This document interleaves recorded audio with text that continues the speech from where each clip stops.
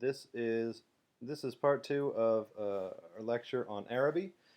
As you can see, I've downloaded a copy of it from the internet so that we can look at it together and sort of annotate the story verbally. I'll just go through some of the things that I notice every time I read this story. There's so much in this story.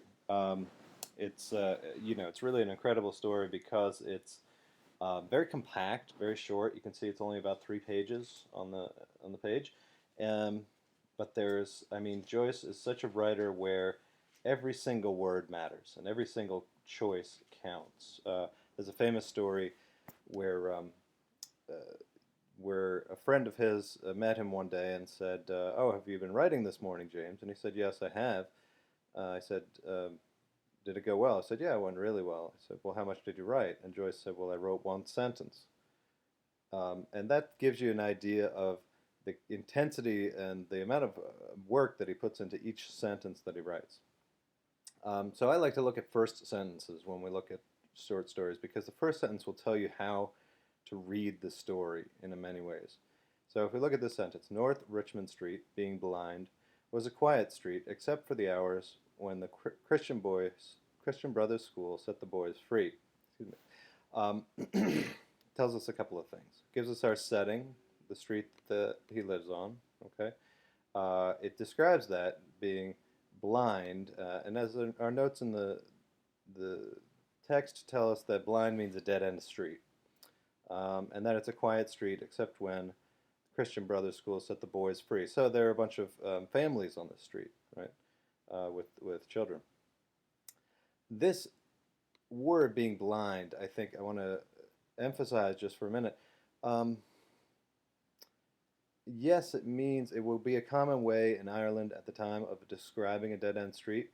But think about the not only the literal interpretation, but the figurative interpretation of that.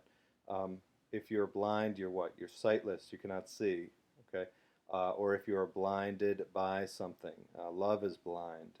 I was blind to the consequences of my actions. I didn't see what was coming. From the very start, Joyce tells us that this character in this story, something's going to happen to him that he doesn't see coming, just through the use of that one word. And so it's incredible when you really look closely, when you really read closely and interpret these details, how they all come together, how they all support one central theme or idea of the text.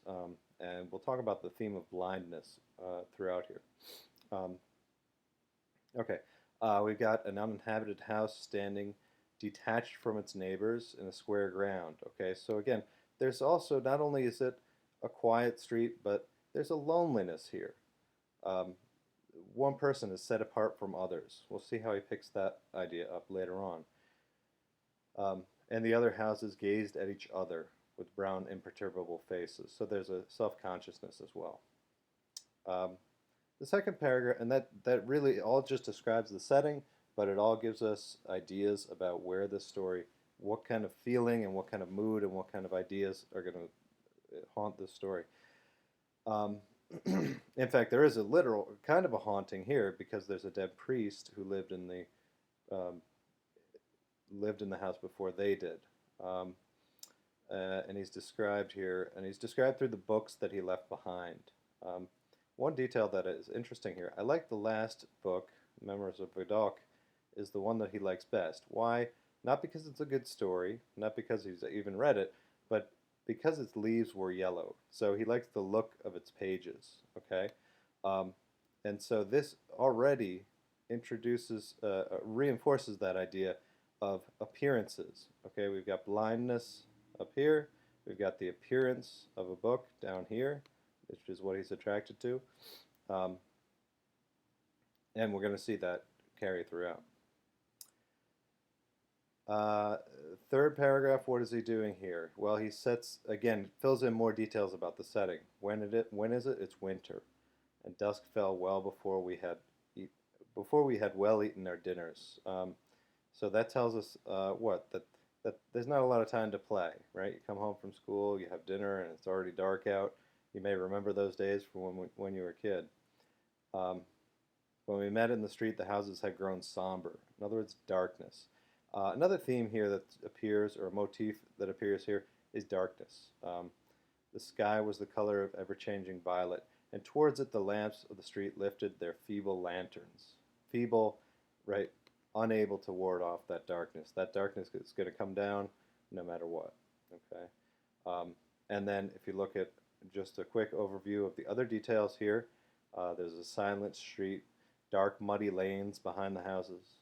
We ran the gauntlet of rough tribes. Okay, running the gauntlet is a military metaphor. Okay, and it's warlike metaphor. So there's a bit of roughness, a bit of fighting here too, right? It's not happy sunshine and glorious weather here. Okay? The back door, the dripping gardens where odors arose from the ash pits, the dark odorous stables. Okay? When we take all of these details together, they prevent they shook music from the buckled harnesses. That's an interesting one because it's sort of positive and sort of nice, but most of these details are very kind of dire. They're not very pleasant. And so, the setting here creates a feeling, creates a mood or tone, what we call tone in fiction. And that's one term that you may look for on your test. The tone is the feeling or the emotional feeling that's created by the words that the author uses. Okay. Notice if my uncle was seen turning the corner, we hid. Okay. Now this is something that kids do, right? They hide from their parents so they don't get in trouble. But there is a menacing thing going on here. Or if Mangan's sister came out, we watched her from our shadow to peer up and down the street. So again, the idea of looking, the idea of watching, right? And here we get a very beautiful description of Mangan's sister. She was waiting for us. Her figure defined by the light from the half-open door. Okay? So we see just a sort of a shadow. She's available as sort of a shadowy figure. Not a lot of detail about her height or weight or her face or anything. But a little more detail here. Her dress swung as she moved her body. The soft rope of her hair tossed from side to side. So we get sort of an outline of this figure, right? And then this is where Joyce makes the transition from talking about the setting and the life to the central focus, the central figure, which is Mangan's sister. This is where he describes, every morning I lay on the floor in her front parlor watching her door. The blind was pulled down. Again, that word blind, notice, within an inch of the sash, so that I could not be seen. Okay, he wants to watch, but he doesn't want to be seen, right? This is typical of adolescent love, right? First puppy love, I guess you would say. When she came out on the doorstep, my heart leaped. I ran into the hall, seized my books, and followed her. I kept her round figure always in my eye, and when we came near the point where ways diverged, I quickened my pace and passed her. Notice he doesn't talk to her, right? He doesn't approach her. He's shy, basically. He's a young boy and he's shy and he doesn't want to, risk it to go talk to her, right? And yet her name was like a summons to all my foolish blood.